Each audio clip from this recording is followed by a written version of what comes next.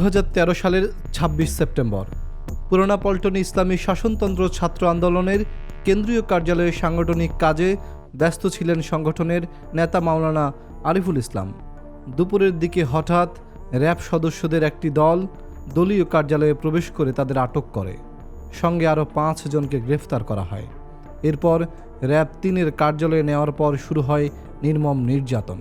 মাওলানা আরিফুল ইসলাম জানান, গ্রেপ্তারের পর প্রথমে তাদের র্যাবের কার্যালয়ে নিয়ে যাওয়া হয়। সেখানে নামাজ পড়ার অনুমতি চাওয়ায় তীব্রভাবে তাদের গালাগালি ও নিষেধাজ্ঞার মুখোমুখি হতে হয়। এক পর্যায়ে তাদের চোখ বাঁধা হয়, বিবস্ত্র করা হয় এবং একটি ছোট রুমে তাদেরকে আটক করে রাখা হয়। তিনি বলেন, আমাদের নামাজ পড়তে দেওয়া হয়নি। চোখ বাঁধা অবস্থায় অনুমান করে পশ্চিম দিকে বসে নামাজ আদায় করি, কিন্তু এরপরই টর্চার রুমে নেওয়া হয়।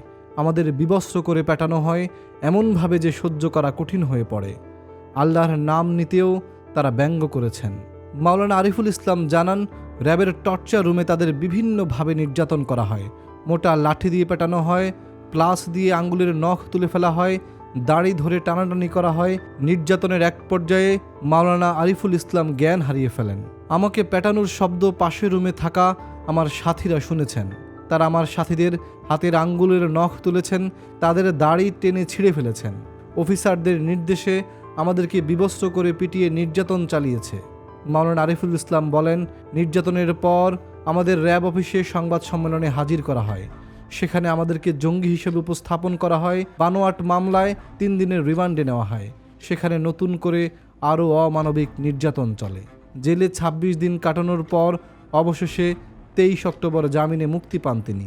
এর মধ্যে 10 বার জামিনের চেষ্টা করা হয়, 10 বারই এই জামিন প্রত্যাখ্যান করা হয়।